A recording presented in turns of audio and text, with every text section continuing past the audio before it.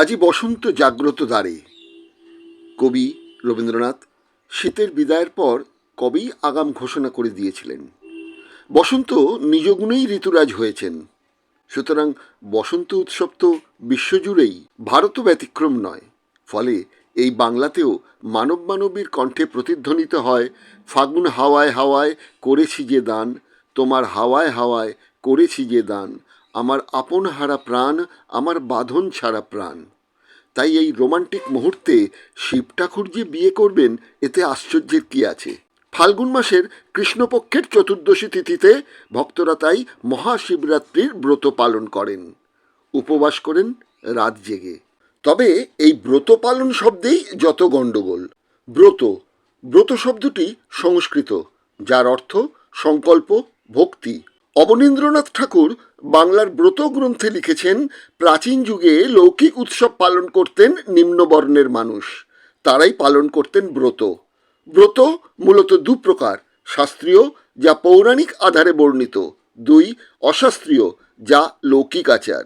কিছু কামনা করার নামই ব্রত।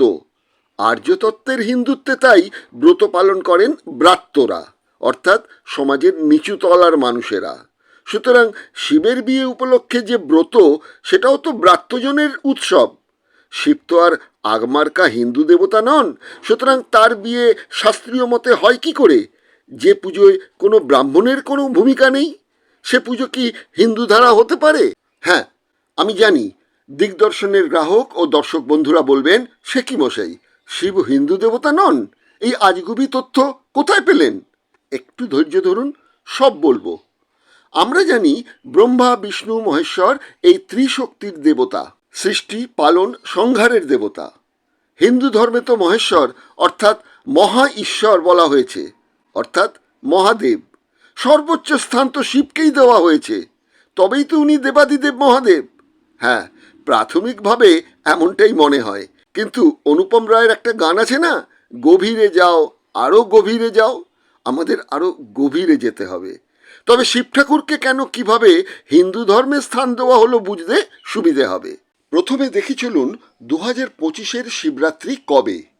এবার শিবরাত্রি পঞ্জিকা মতে 26শে ফেব্রুয়ারি বুধবার সকাল 11টা 8 মিনিটে শুরু, তিথি শেষ পরের দিন অর্থাৎ 27শে ফেব্রুয়ারি সকাল 8টা 54 মিনিটে। সুতরাং রাত জাগার ব্রত বলে কথা, তাই 26শে ফেব্রুয়ারি শিব পুজোই প্রশস্ত।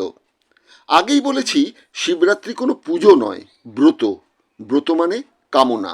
কিছু ব্রত আছে একান্তই মেয়েদের, কিছু ব্রত ছেলে মেয়ে উভয়েরই। শিবরাত্রির ব্রত উভয়েরই। কি কামনা? ধন দাও, সুখ দাও। বিবাহিত মেয়েরা স্বামীর সুস্থতা কামনা করবেন, অবিবাহিতারা চাইবেন শিবের মতন বর। এখানেও প্রশ্ন, কৃষ্ণ যখন সেরা প্রেমিক, রোমান্টিক, সেখানে কৃষ্ণকে নয়, মেয়েরা চান শিব।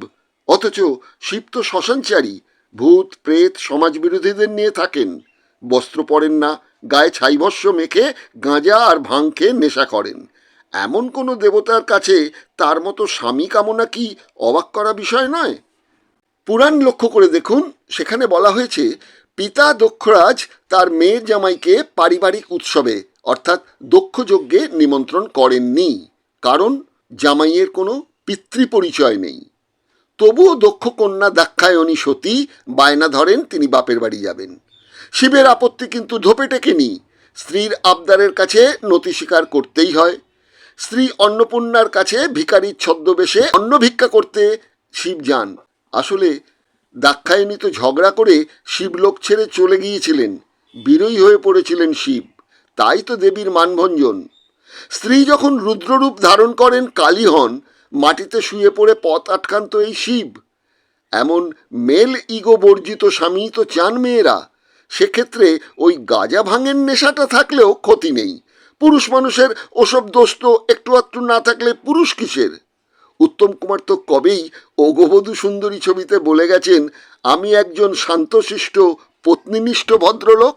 কিন্তু সব হিন্দু পুরাণে তো স্বীকার করেনি যে এই শিবরাত্রি অর্থাৎ হরপার্বতীর বিবাহের দিনে দিন।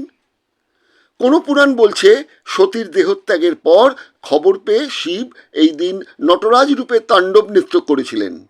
আবার কোনো পুরাণে বলা হয়েছে এই দিন সমুদ্র মন্থনে ওঠা হলাহল পান করে শিব নীলকণ্ঠ হয়েছিলেন। তাই তো মহাকুম্ভের মেলায় এই দিনটি বিশেষ স্নানযোগ হিসেবে বিবেচিত হয়েছে।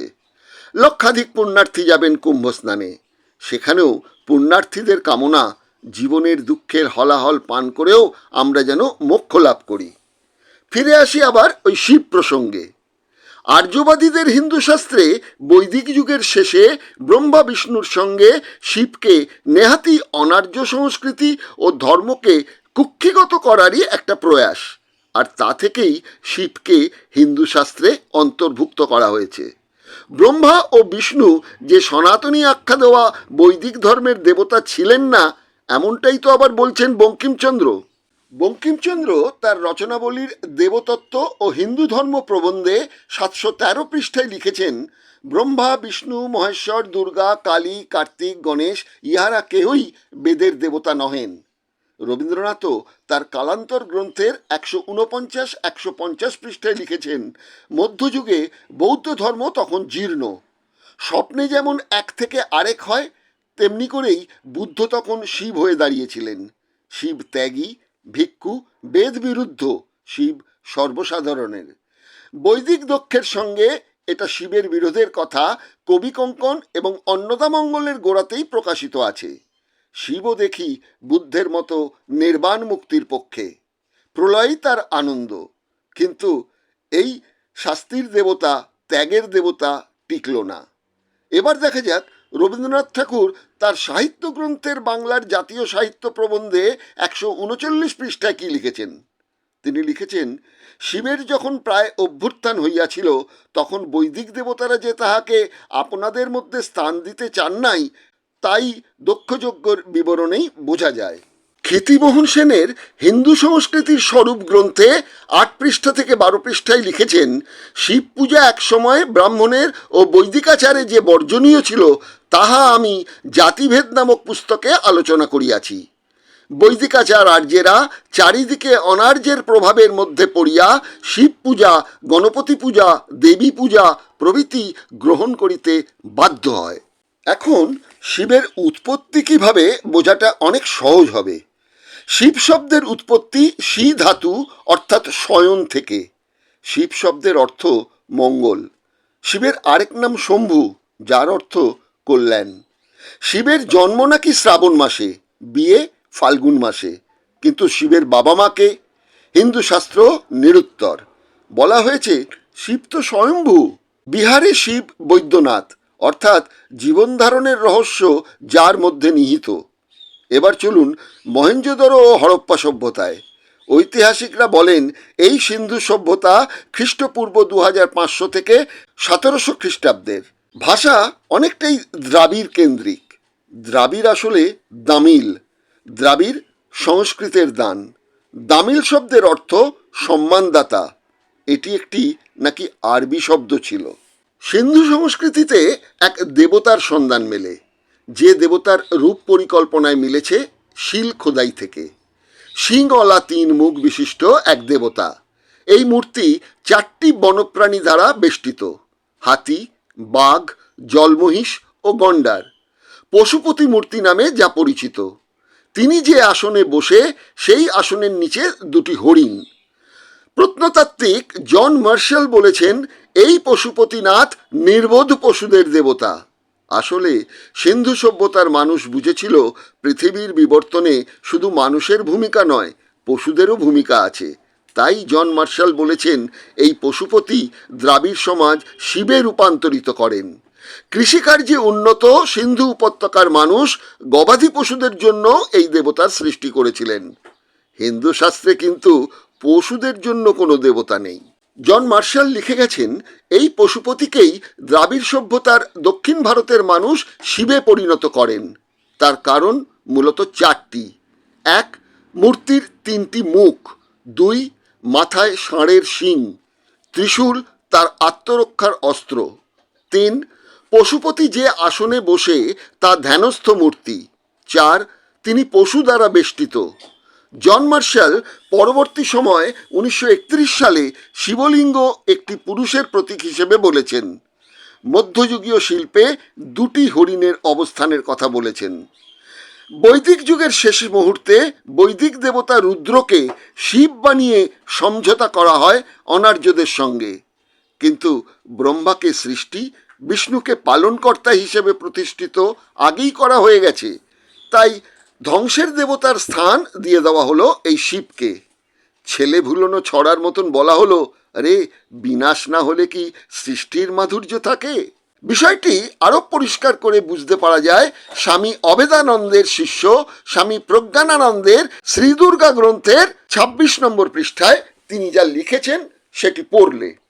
স্বামী প্রজ্ঞানানন্দ রুদ্রশিবের উপাসকেরা যে প্রতীত তথা ব্রাত্যশ্রেণীভুক্ত হয়েছিল শিবহীন দক্ষযোগ্যতার প্রমাণ এমনটাই লিখেছেন। তিনি আরও লিখেছেন, সমগ্র আর্যরা সভ্য বৈদিক সমাজে রুদ্রশিবের চেয়ে কৃষ্ণ বিষ্ণুর কৌলিন্য তখন মর্যাদার আসন পেয়েছিল।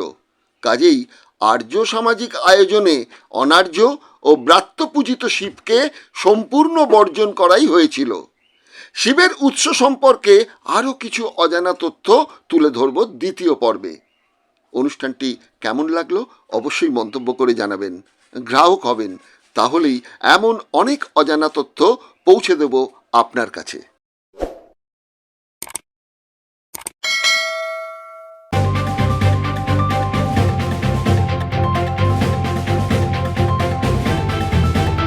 রংহীন সংবাদ আর অজানা তথ্যের জন্য দেখুন দিগদর্শন, 10-এর পাশে, দেশের সাথে।